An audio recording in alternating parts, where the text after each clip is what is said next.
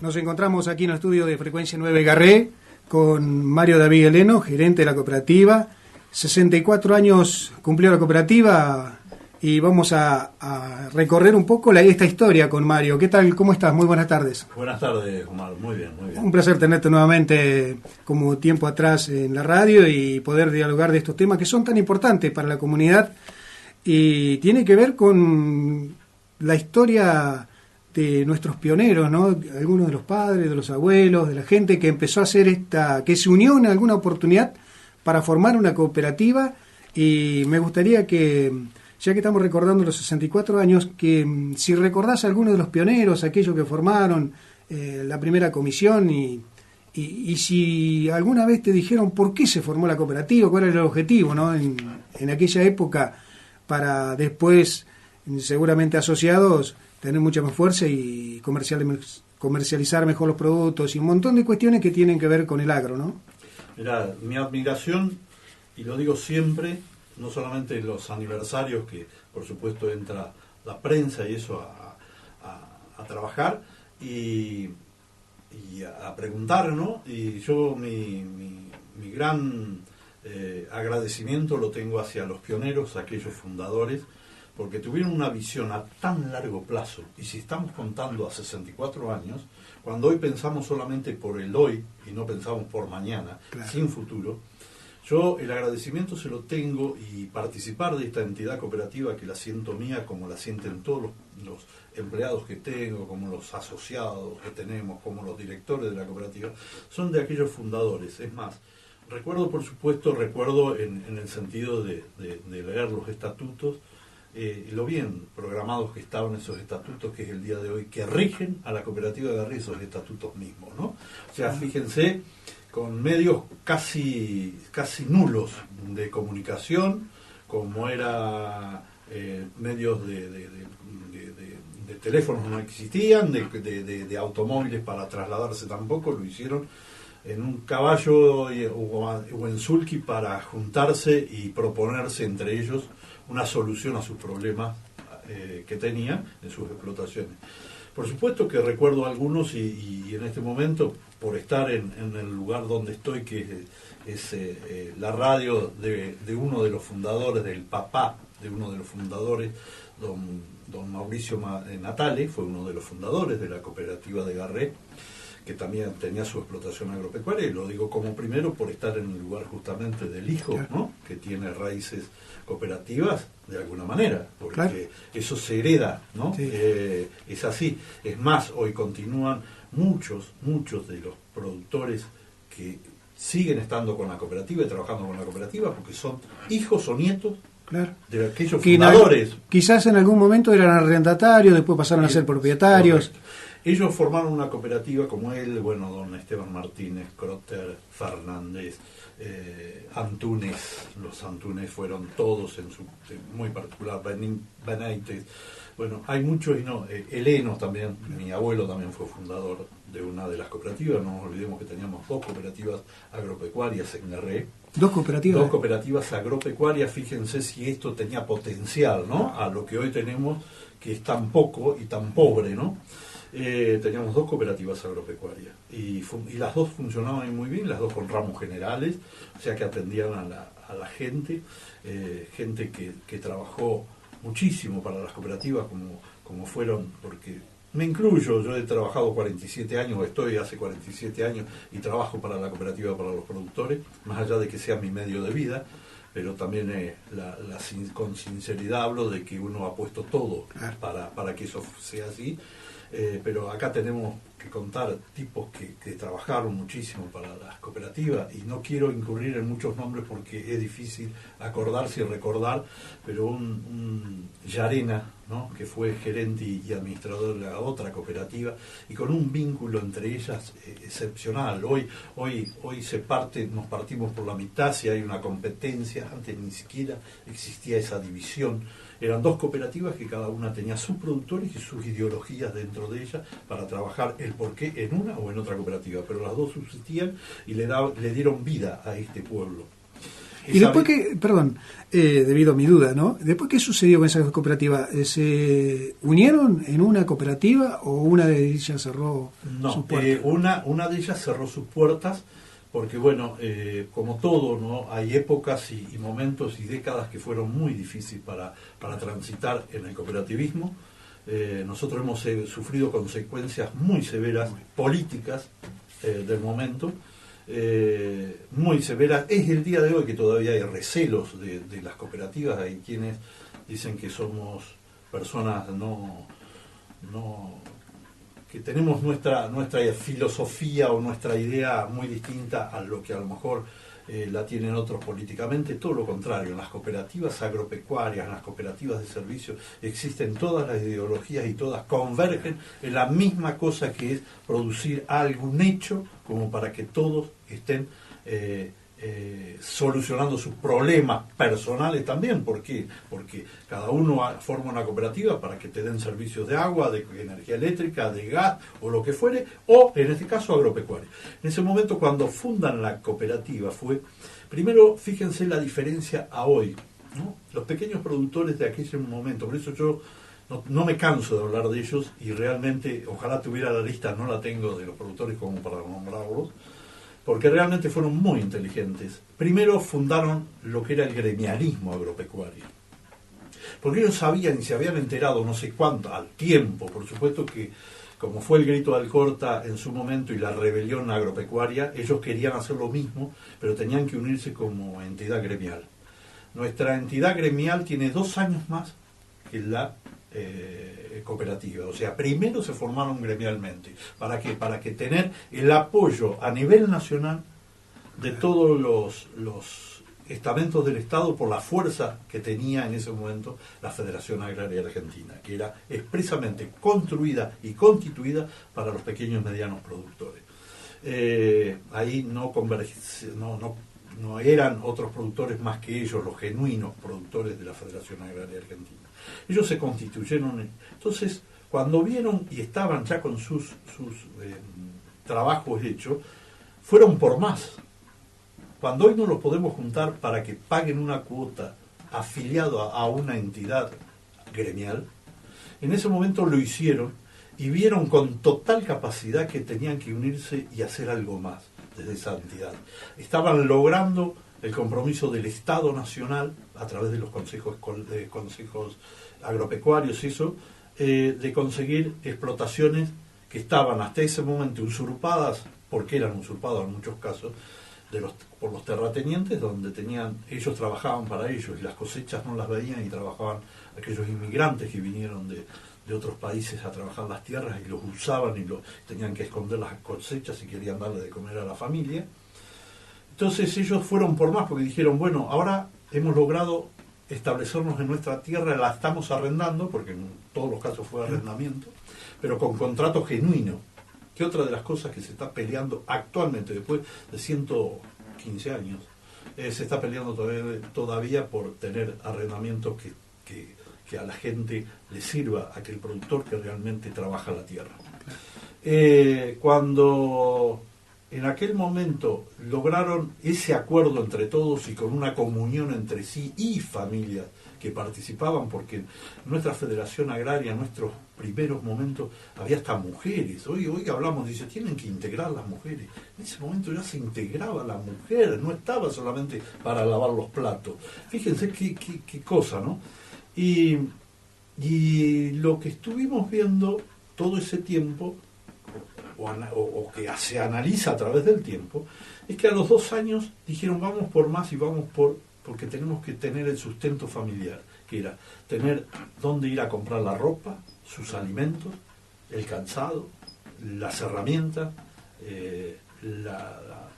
los recados, vamos a decir, los sulkis, todo lo que ellos en ese momento necesitaban. Tenemos que hacer un almacén de ramos generales, que en aquel momento, por supuesto, eran de los privados, los ramos generales. Ellos lograron hacer en cada cooperativa ir de a poquito. Y que algunos de los almacenes pertenecían a los terratenientes también. Sí. Es decir, explotaban todo. Todo, explotaban todo. Claro. Por eso que ellos vieron la gran necesidad que tenían de salir adelante con la construcción agropecuaria, con la construcción de su propia familia, Claro. vieron la necesidad de que había que hacer lo que estaban haciendo aquellos que manejaban toda la situación económica en el país o en las Sí. regiones. Y hay muchos casos, acá en particular hay casos bien evidentes que fue así, donde no eran dueños de sus propias cosechas, por más que hayan traído la civilización. Yo creo que la civilización fue a través de haber corrido a los indígenas y haberlos matado para quedarse y apropiarse con las tierras. Entonces no jodamos con eso. Creo que hay una realidad que tenemos que asumir. Y esos terratenientes que vinieron fueron los que le pagaban al gobierno para expropiar tierras o quedarse con las tierras, y que se medían a sulky hasta donde se cansara el caballo. Y acá tenemos casos, Sí, ¿no? sí. Y bueno, y esa gente fue sometida por aquellos terratenientes. Esta gente, cuando vio que tenían un gran impulso y un gran apoyo a nivel nacional de otros dirigentes, de otros sectores agropecuarios, sin nada, como no tenían, se animaron y hicieron lo que hicieron. Pero no solamente en Guerrero, sino en toda la zona. Conocemos cooperativas muy importantes que, bueno, después fueron desapareciendo porque no las supieron cuidar. Y eso, por supuesto, que son responsables los productores agropecuarios por no saberla cuidar, y que no le echen la culpa ni al gerente, ni a los empleados, ni a nadie. También fue cambiando la posición de la tierra. De pronto empezaron a desaparecer los pequeños productores y los grandes productores comenzaron a expandir y a comprar tierras, y finalmente se fueron quedando con casi todo, ¿no? Sí. Hoy hay pocos chacareros, lamentablemente. Después, después, bueno, cuando lograron eso, que realmente ahí no sacaban los pies del plato nadie. Habían hecho un compromiso de palabra de que esa cooperativa tenía que funcionar, y nadie compraba una semilla o un par de alpargatas que no fueran su cooperativa. Así fue como se fundaron y crearon estos pueblos. Garré en particular, por no decir Guaminí también, Cava, pero vamos a hablar de nuestro pueblo. Realmente tenía una economía muy importante, que hoy no la vemos, porque quienes ya tenemos unos cuantos años, por más que digan que estamos mejor, estamos peor, por una cuestión económica y financiera de la destrucción de esos pequeños productores, que eran los que traían el dinero y evolucionaban dentro del mismo lugar. Hicieron todas las instituciones de nuestros pueblos, y hoy tenemos todas las instituciones, es porque ellos las formaron. Y hoy nos cuesta mantenerla, nos cuesta a todas las entidades que existen en Garré, les cuesta mucho mantener, porque sinceramente la economía no es la misma. Nosotros, se podía ver una foto, si vamos y nos vamos con la mente a unos cuantos años atrás, y lo veo, productores con sus carros y camionetas cargadas de productos, y hoy no los vemos más.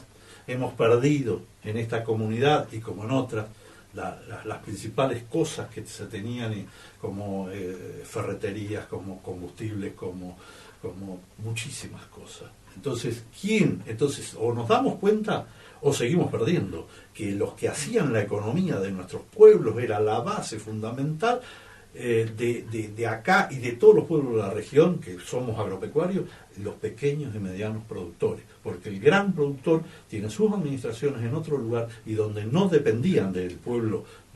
Bueno, entonces, cuando yo quiero que se entienda, gracias a esos pequeños y medianos productores somos lo que somos. Si somos pocos, si somos grandes, si somos medianos, si no somos nada, es porque ellos lograron lo que tenemos, esta comunidad. Eso es verdad, ¿no? Y actualmente la cooperativa de Garré, ¿cuáles son las expectativas hacia el futuro? Sabemos que todo el distrito está atravesando un momento, quizás uno de los más críticos. No sé, vos conociste varias inundaciones y varios momentos difíciles. ¿Cómo ves estas inundaciones? ¿Son más complicadas que las anteriores, o la anterior inundación también fue muy complicada? Yo la veo muy complicada, la más complicada, por lo menos que yo tenga uso de razón, y son varias inundaciones que hemos pasado. Esta es la más complicada. Yo te voy a decir que no solamente por el agua que vemos, la visión que tenemos y la situación como se encuentra, sino por el periodo que nos toca vivir, que es un periodo donde todavía no se notó la desgracia de una inundación. ¿Por qué? Porque veníamos de 2 o 3 años podemos decir, de buenos ingresos, de buena rentabilidad en el sector, de productores que aquel que arrendaba recibió buenos arrendamientos y procuró cuidar el dinero, de aquellos que guardaron y supieron ahorrar en base a una rentabilidad que estaba existiendo en el momento, pero ahora yo creo que nos encuentra en menos 10, como se dice, ¿no? O sea, yo creo que la situación es muy, muy grave, porque entramos en un periodo justamente que era primordial lograr que el momento fuera en otro, ¿no? No justamente cuando tenemos que sembrar, cuando tenemos que estar haciendo y que esto lamentablemente se te va a extender en el tiempo. No hay duda, y comienzan las deudas, porque por supuesto hay que sobrevivir a la situación. Se comienza a endeudar la gente y el productor aquel para poder llegar a ver si pasa esta situación, y se nos van los tiempos. El problema es ese, se nos van los tiempos de siembra y cosecha después. Claro. Así que yo creo que esta zona, y no tengo dudas, debería asistirla inmediatamente desde todo ámbito, financiero, económico y social. El Estado, sea quien sea, y procurar de que estas inundaciones no pasen desapercibidas para nada. Yo, si algo estoy haciendo es eso, no es que me guste llorar todo el día, sino que si no ponemos este problema en la cabeza de todo el mundo, me parece que vamos equivocados y no queremos lamentar después más problemas de los que se pueden originar. La verdad que si lo miro por el lado personal, no me afecta, no me va a afectar si lo miro por el lado personal, pero yo tengo que mirar por el conjunto, que es lo que está sucediendo y lo que va a suceder. Entonces yo creo que hay que ponerse a trabajar en serio y con responsabilidades que tiene que asumir los estados municipales, provinciales y nacionales para llegar a paliar la situación lo más que se pueda en la producción agropecuaria de nuestra zona, ¿no? Hay varias cosas que he estado leyendo últimamente, tiene que ver con que la Corte Suprema ha citado la provincia de Santa Fe, la provincia de Buenos Aires y la provincia de Córdoba, porque parece ser que hay un desvío de agua hacia nuestra provincia, que es la más afectada, y también he leído que se está trabajando o invirtiendo para hacer unos trabajos que tienen que ver con la salida hacia el salado. O decir que creo que si se enfoca de esa manera, si se comienza a trabajar en serio para tratar de que no nos llegue más agua, eso es lo prioritario, porque si no después termina en la pelea hogareña, ¿no?, entre un distrito y otro, y en realidad si nos sigue llegando el agua no hay salida. Como realmente nos está pasando y actualmente, y estamos hablando de cuántos años. En el año 2000 se aprobó la ley en la provincia de Buenos Aires, era presidente de la Nación el doctor de la Rúa, Rucau, gobernador, y por proyecto de Solá se logra hacer el proyecto de convalidar, y por ley sale en la provincia de Buenos Aires el plan maestro integral de la cuenca del río Salado. Eso es lo que se está continuando ahora, creo. Bueno, ese estudio no se precisa hacer, ese estudio demandó durante 2 años el trabajo por una compañía inglesa, donde hizo un trabajo muy profundo y muy eficiente, vamos a decir, y lamentablemente fue aprobado. Es más, en el plan maestro no estaba contemplado toda esta zona, por supuesto, por las lagunas encadenadas, no estaba contemplado Sachiqueló, Tres Lomas y Quenumá. En ese momento el diputado Bresser, en funciones, pudo agregar a ese plan maestro, porque por supuesto estaba en el gobierno, pudo agregar esas 3 localidades para que se incluyeran, y se incluyeron también, porque hoy actualmente siguen con problemas ellos también. Claro. Así que estaba muy bien hecho el trabajo, y lamentablemente se hizo solamente el 20%. La obra iba a demandar 10 años en hacerse. ¿Qué era? ¿Qué tenía? Era la expropiación de campos, canales, puentes, compuertas, como debe ser, porque tampoco podés tirar el agua y después nos hace falta, ¿no? Entonces, como lo dijo ya hace 100 y pico de años Florentino Neguino, que la provincia de Buenos Aires iba a sufrir esas consecuencias mientras no se hicieron las obras. Bueno, de eso lamentablemente se hizo el 20%. Pasamos 17 años, hicimos el 20%, bueno, seguimos con el mismo problema. Entonces, como sabemos que muchas veces la política, para hacer ver, hay que hacerla donde más se ve, pero no nos damos cuenta que producimos un efecto contrario, que es el despojo, el desalojo de la gente de los campos y principalmente el desarraigo que se produce porque la gente tiene que vivir y se va, como ha pasado, el desarraigo. Como está pasando actualmente. Claro, los pequeños y medianos productores que se han tenido que ir, pero de una vasta zona, no digo de una zona solamente, y han abandonado los campos para ir a las villas pincelias, y eso es consecuencia todo puro y exclusivamente de no tener obras de infraestructura donde el campo no hace una rentabilidad inmediata, sino que realmente la rentabilidad es a largo tiempo, entonces a largo plazo. Entonces, en eso hay que tener mucho cuidado. Yo creo que hay que hacer políticas que defiendan y conduzcan a una producción agropecuaria con miras a futuro.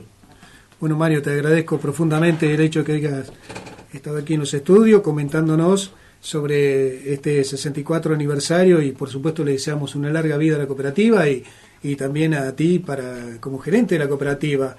Seguramente ya venís un poco agotado, cansado de todo este arduo trabajo en la cooperativa, pero forma parte casi de tu vida la cooperativa. Es decir, has transitado, como decías, 40 años. 47 años dentro de la cooperativa, lo cual es toda una vida, ¿no? Toda una vida. Entregada a una pasión que es el sistema cooperativo. Sí. Yo tengo como meta, para mí la vida es hacer las cosas que a uno le gustan. Y no es lo material. Yo he construido y sigo construyendo, no para el erario propio, sino es una construcción colectiva, porque sé perfectamente que cuando yo no esté más acá, igualmente sea propio o sea ajeno, queda todo acá. Entonces esa es mi idea, esa es mi manera de pensar, y yo lo que quiero es que dejar construido lo que más se pueda y por lo posible que esto se mantenga en el tiempo, no estando yo en funciones o lo que sea. Yo creo que sí, porque hay gente muy capaz que me rodea que lo puede seguir haciendo. Hay que trabajar un poco más sobre la posibilidad de que aquellos productores cambien la mentalidad y empiecen a ver esto como una... asociarse. Creo que las crisis llevan también a eso, ¿no? Después de sentir la necesidad de asociarse para salir de ese momento tan difícil que van a atravesar seguramente cuando los campos vuelvan a estar en posibilidades de ser productivos nuevamente, ¿no? Exacto. Muchas gracias, Mario. No, gracias a ustedes. Muy amable. Continuamos en Frecuencia 9 y ya comienza en instantes Candidatos y Propuestas. Propuestas y candidatos.